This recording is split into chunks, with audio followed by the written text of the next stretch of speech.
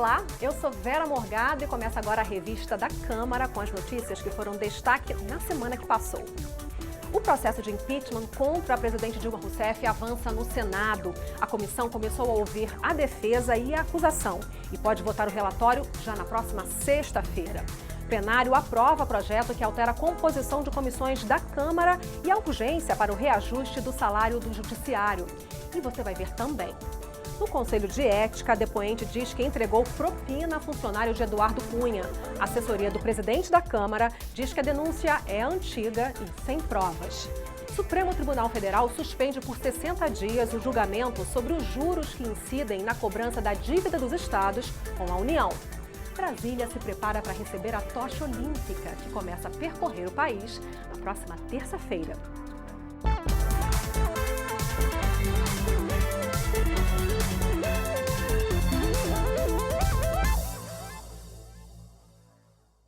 Depois dos deputados, chegou a vez dos senadores. Na semana que passou, o Senado Federal elegeu a comissão especial que vai analisar o pedido de impeachment da presidente Dilma Rousseff e começou a ouvir defesa e acusação. O repórter Tiago Ramos acompanhou e mostra como anda o processo por lá. O senador Raimundo Lira foi indicado pelo PMDB para ocupar a presidência da comissão. Uma eleição tranquila por aclamação. Depois, foi a vez de escolher o relator. A indicação do PSDB foi o senador Antônio Anastasia. Aí, não foi tão tranquilo. Sim, presidente. Sim, presidente. Não, senhor presidente. Não, senhor presidente. Não. Depois de 3 questões de ordem e de 2 horas de discussão, o senador Anastasia acabou eleito por 16 votos contra 5. Na minoria, o PT e o PCdoB. Eles argumentam que o relator do PSDB não seria isento nesse debate. O senador Antônio Anastasia foi acusado de ter cometido as chamadas pedaladas fiscais quando ainda era governador de Minas Gerais. Em resposta, ele disse que as leis permitiam a abertura de créditos suplementares. Nesse processo, o objeto não é análise de ações de responsabilidade de ex-governadores, ex-prefeitos ou ex-presidentes, mas da atual presidente da República. Do lado de fora da comissão especial do impeachment, um protesto terminou em confronto com a polícia do Senado. Por favor, você vai entregar por dentro Do lado de dentro, um atraso de 2 horas. A discussão era sobre pedidos de documentos feitos pela base governista. A gente está defendendo a tese que esses requerimentos deviam ser votados depois para escutar os convidados. Então não acusem a gente de querer atrasar essa sessão. Eu não posso deixar aqui de demonstrar minha indignação com a posição do relator, que não acolheu pedidos centrais para a gente, de documentos. Nós estamos já aqui, senhor presidente, há mais de 2 horas, tentando votar meros requerimentos. Requerimentos que são invenções, sabotagem, chicana, manobra, obstrução. Olhando esses diferentes pontos, fica fácil perceber que a discussão sobre impeachment vai muito além da comissão. Tudo aí está conectado. Isso ficou claro também na hora de ouvir a acusação. Janaína Pascoal, uma das que assina o pedido de impeachment, pede que o Petrolão e a Lava Jato também sejam analisados. Aqui Vossas Excelências julgam. Por que isso é importante? Porque isso significa que Vossas Excelências têm total liberdade para se debruçarem sobre as 65 páginas da denúncia que foi apresentada pelos 3 denunciantes e subscrita pelos movimentos. Eu peço a Vossas Excelências que façam um trabalho, que eu sei que é preliminar, mas depois no plenário, que recebam a minha denúncia na íntegra. Mas se entenderem por não receber na íntegra, que recebam cada um desses pilares, conforme o entendimento de Vossas Excelências, porque cada um desses pilares tem crime de sobra. Tem crime de sobra de responsabilidade e tem crime de sobra comum. Miguel Reale também assina o pedido de impeachment. Assim como na Câmara, ele voltou a afirmar que existe sim crime de responsabilidade. Nunca antes na história do Brasil houve volume e quantidade extraordinária por tempos tão longos de operações de crédito, como um cheque especial que foi sendo feito pelo governo junto às suas instituições, as instituições financeiras que ele controla, que aliás é proibido pela lei pela lei dos crimes financeiros. Na sexta-feira, foi a vez de ouvir a defesa da presidente Dilma Rousseff. 3 ministros estiveram na comissão. Cátia Abreu, da Agricultura, Nelson Barbosa, da Fazenda. Eu considero não haver base legal para o pedido de impeachment da presidenta da República. Na edição dos decretos, cabe ressaltar que essa decisão foi amparada por pareceres das áreas técnicas competentes do governo. A decisão é compatível com a Lei Orçamentária de 2015. E o mais importante, a meta fiscal é anual. A meta fiscal foi cumprida. E o último a falar, José Eduardo Cardoso, da Advocacia Geral da União. O artigo 395 aponta 3 causas para a rejeição da denúncia. A primeira, a inépcia da denúncia. A segunda, a falta de pressuposto processual e condições da ação. E a terceira, a falta de justa causa. Afirmo a necessidade de ser rejeitada a denúncia no que diz respeito a estes decretos por absoluta, inconteste falta de justa causa. Não há dolo, não há ilegalidade, não há atentado à Constituição. Nada. Absolutamente nada. O relatório vai ser apresentado na quarta-feira, dia 4. Na quinta, a defesa volta a ser ouvida. E na sexta, dia 6, os senadores votam o relatório na comissão. Se o que está nessa agenda for cumprido à risca e se não houver nenhuma interferência do judiciário, a votação para o plenário aqui do Senado Federal poderia ficar para o dia 11. Aí, senadores decidiriam se afastariam de Dilma Rousseff ou se o processo de impeachment seria arquivado. Se metade mais um dos senadores presentes aprovarem, a presidente é afastada do cargo por até 180 dias. O afastamento não acaba com o processo, ele volta para a comissão especial. O trabalho é retomado com a chance de ouvir a defesa da presidente. Depois, tem início um período mais longo, no qual os senadores poderão ouvir testemunhas e coletar provas. Em seguida, a defesa tem o direito de acessar o novo material produzido e a fazer as alegações finais. Então, a comissão faz e vota um novo parecer. A quarta votação é feita no plenário. Se mais uma vez metade mais um dos senadores aprovarem o relatório, tem início o julgamento de fato. O presidente do Supremo Tribunal Federal preside as sessões e todos os 81 senadores atuam como juízes de fato. Acusação e defesa apresentam argumentos, podendo até mesmo ouvir testemunhas novamente. Para condenar a presidente, são necessários 2/3 dos votos dos senadores, ou seja, 54 votos. Se absolvida, Dilma Rousseff retornaria à presidência. Se condenada, perderia o cargo definitivamente e ficaria inelegível por 8 anos.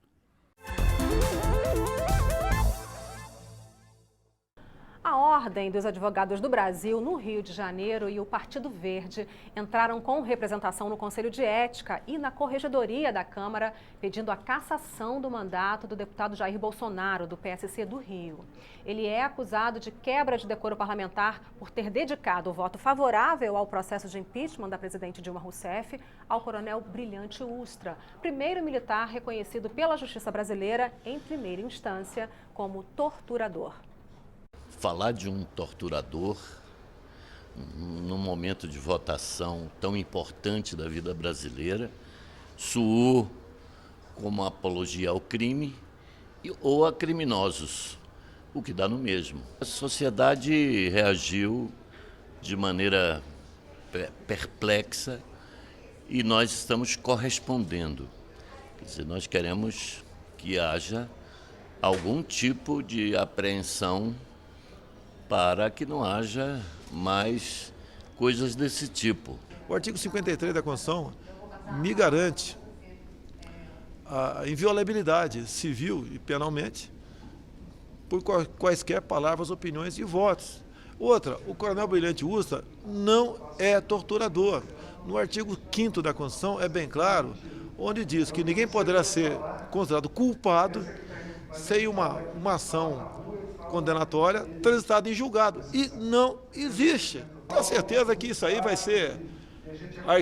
ser arquivado aí pela maioria absoluta dos integrantes do Conselho de Ética. E o Conselho de Ética ouviu o depoimento do lobista Fernando Soares Baiano, testemunha de acusação na representação contra o presidente da Câmara. Baiano afirmou que o deputado Eduardo Cunha foi beneficiário de valores ilícitos do esquema de propina da Petrobras. A reunião do Conselho de Ética foi aberta e, em seguida, o presidente do colegiado, José Carlos Araújo, informou que a oitiva de Fernando Soares seria feita com restrição à gravação de imagens. A exigência foi feita pelo advogado da testemunha após a recusa do Conselho de Ética em tomar o depoimento de Baiano em uma sessão reservada. Peço à segurança a retirada das câmeras e das máquinas fotográficas e proibir qualquer pessoa de fotografar com seus celulares. Depois de quase 4 horas de oitiva, os parlamentares do Conselho de Ética falaram sobre as acusações feitas por Fernando Baiano. Ele afirmou que, pessoalmente, levou ao escritório do deputado Eduardo Cunha 4 milhões de reais, fruto de uma negociação que ele teria feito e, questionado sobre a licitude desses valores, ele afirmou ao Conselho que se tratava de recurso ilícito, de acerto, de propina. Então é um fato que não pode ser descartado pelo Conselho. O presidente Eduardo Cunha nega essa questão contraditória de um auxílio que teria sido prestado pelo Eduardo Cunha, pelo deputado Eduardo Cunha, para ajudá-lo a receber uma conta que o Júlio Camargo lhe devia e que, por sinal, ele entende que é uma conta lícita, que ele fez um trabalho de representação para uma empresa e que ele entende, inclusive, o Fernando Soares entende que é uma conta lícita, já que ele era um representante comercial nesse sentido. Constrangedor é trazerem para cá algo que não tem nada a ver com a representação, visando a me constranger. Não tenha dúvida que eu vou questionar. A Câmara aprovou o pedido de urgência do projeto que aumenta os salários dos servidores do Poder Judiciário. Na reportagem de Paula Bittar, você vê essa e outras decisões que o plenário tomou durante a semana. De acordo com a proposta, o reajuste ficará em torno de 41% para os servidores do Judiciário da União. O aumento será escalonado em 8 parcelas de janeiro de 2016 a julho de 2019. Se aprovado no plenário, o impacto nas contas públicas vai superar R$ 1 bilhão já em 2016.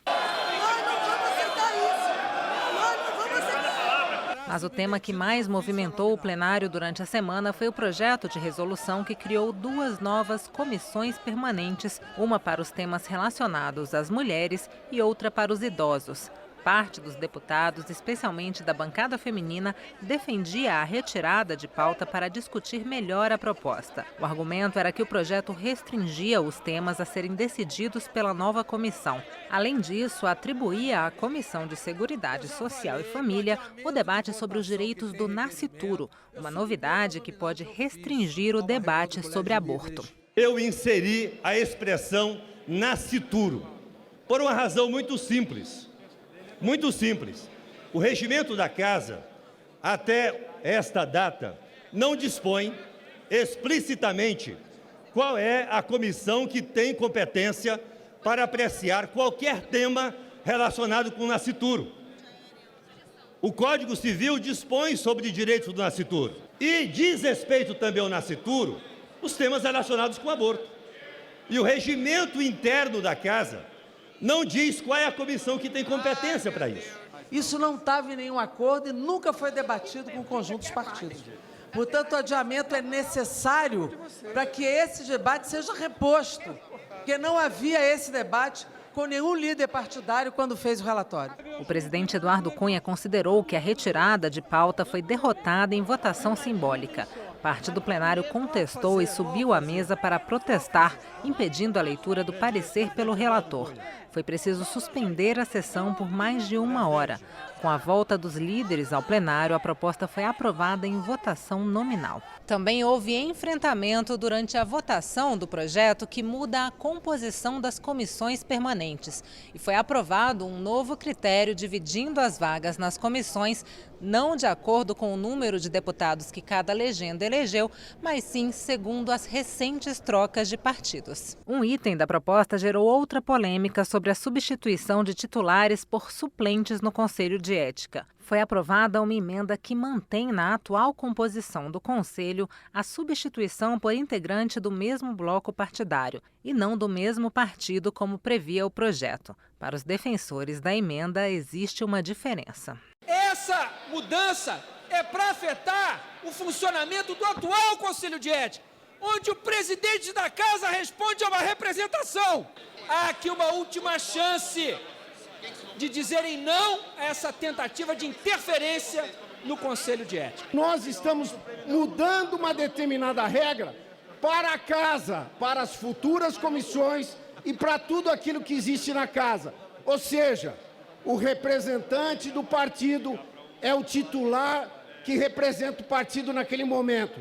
Se ele vier a faltar numa determinada votação dentro de uma comissão, que não é só a comissão do Conselho de Ética, é qualquer comissão, ele será substituído pelo suplente do partido dele. Decididos os 2 projetos de resolução sobre o tema das comissões, uma reunião de líderes nesta quinta-feira dividiu as presidências dos 25 colegiados entre os partidos.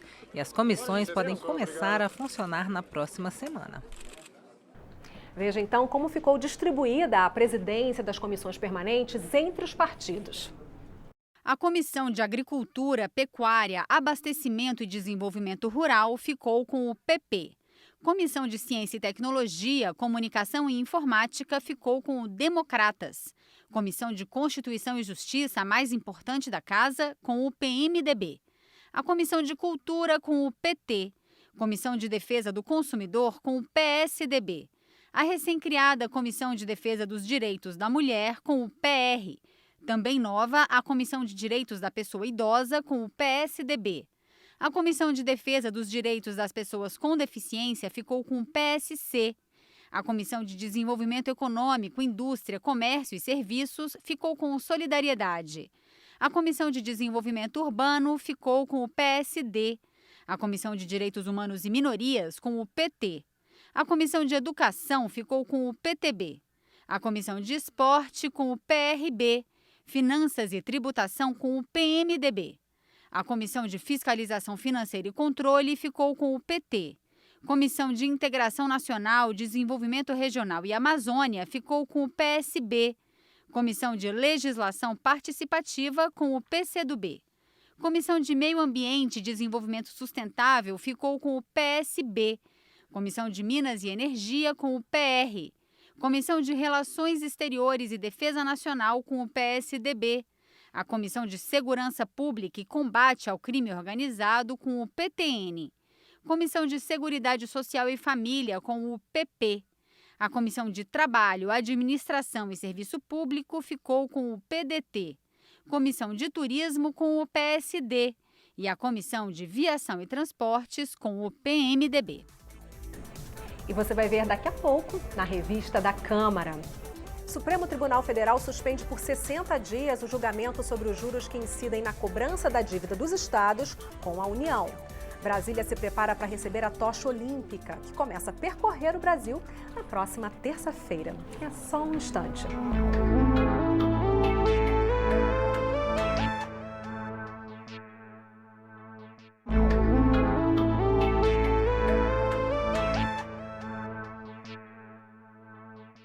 Na semana que passou, o Supremo Tribunal Federal decidiu suspender por 60 dias o julgamento sobre os juros que incidem na cobrança da dívida dos estados com a União.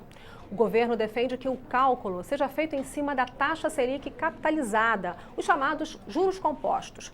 Mas os estados reivindicam a correção das dívidas por juros simples. Recentemente, o Supremo concedeu liminares aos estados, garantindo a aplicação dos juros simples e sem a possibilidade de sanções do governo, como o bloqueio a repasses de recursos. No julgamento da última quarta-feira, o STF manteve as liminares por um prazo de 60 dias para que a União e estados cheguem a um acordo.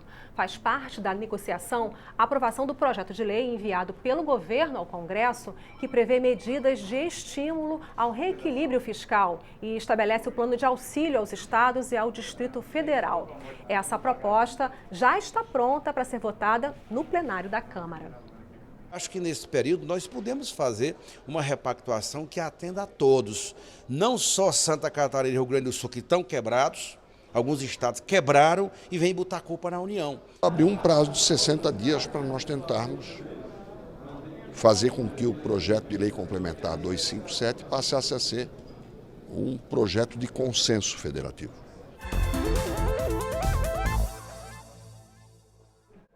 Está na Comissão de Defesa do Consumidor um projeto que pretende combater o superendividamento e incentivar práticas de crédito responsável para o cidadão. O policial militar aposentado, Juvenal José de Souza, conta como se superendividou. Eu fui fazer uma reforma na minha casa e extrapolei o orçamento. Então eu fui fazer um empréstimo, fiz um empréstimo em um banco e acabei de fazer a minha reforma, mas ficou a dívida desse banco. O presidente do Instituto Brasileiro de Estudo e Defesa das Relações de Consumo, o IBDEC, criticou a política do Poder Executivo nos últimos anos, de incentivo exagerado ao crédito. A aquisição de crédito no Brasil virou, nos últimos 13 anos de governo, a política econômica do governo. Para o deputado Edmilson Rodrigues, é preciso legislação adequada e educação financeira. As pessoas têm que olhar criticamente as propagandas, têm que, mesmo na necessidade de ter recurso para resolver algum problema, tem que ter cuidado na hora de assinar.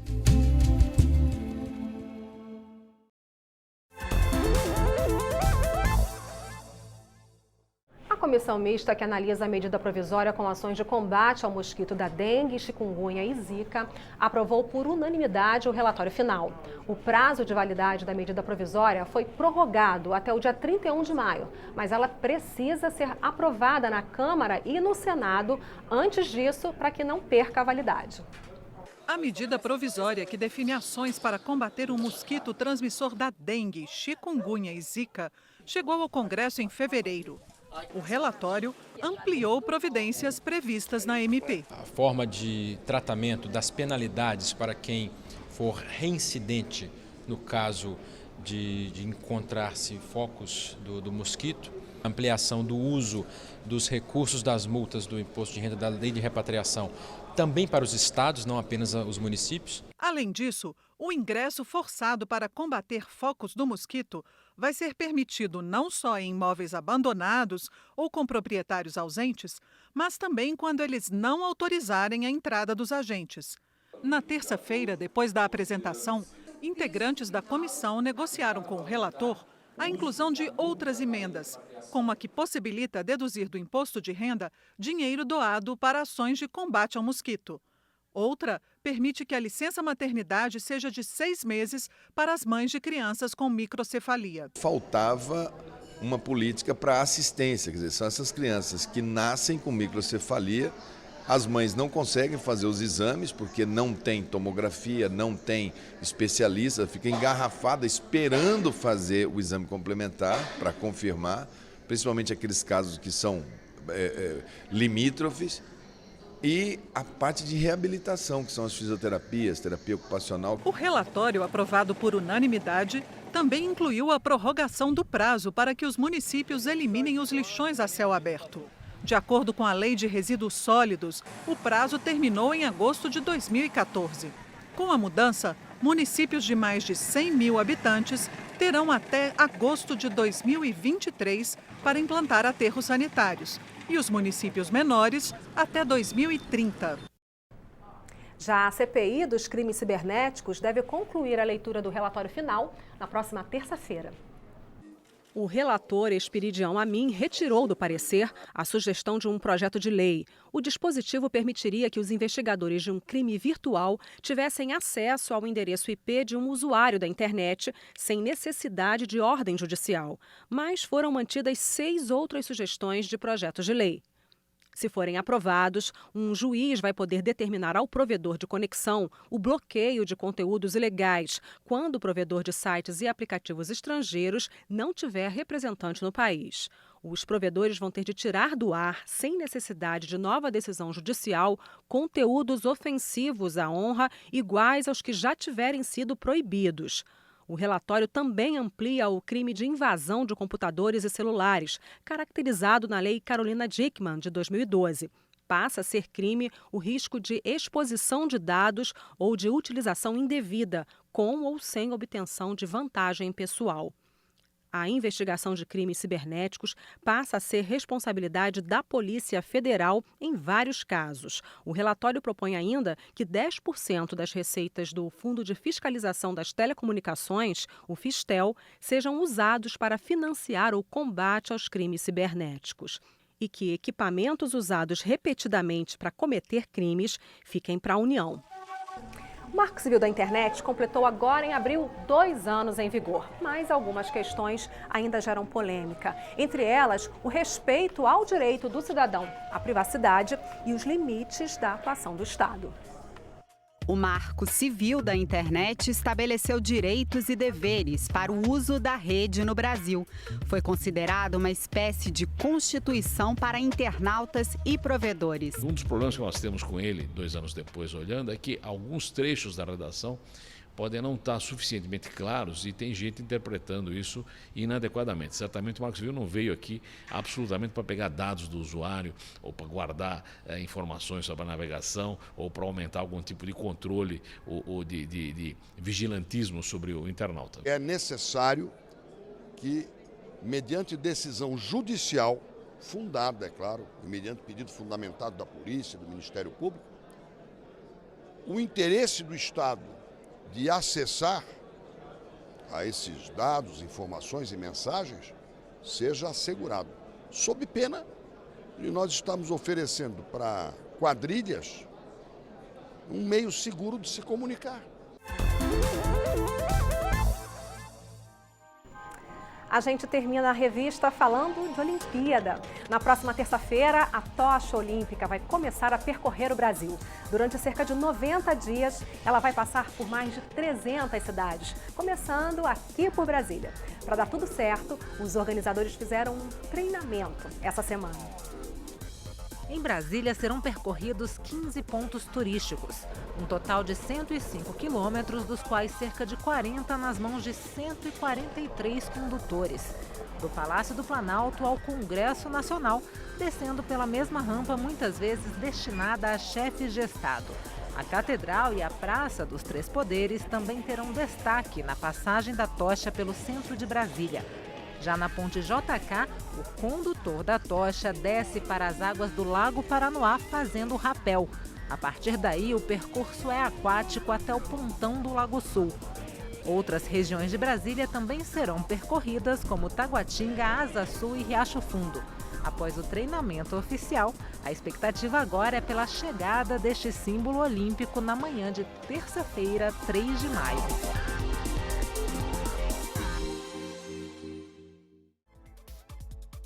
É isso, você pode rever a revista da Câmara na nossa programação e também pela internet. O endereço é noticias.câmara.leg.br. Tchau, muito obrigada pela companhia. Até a próxima.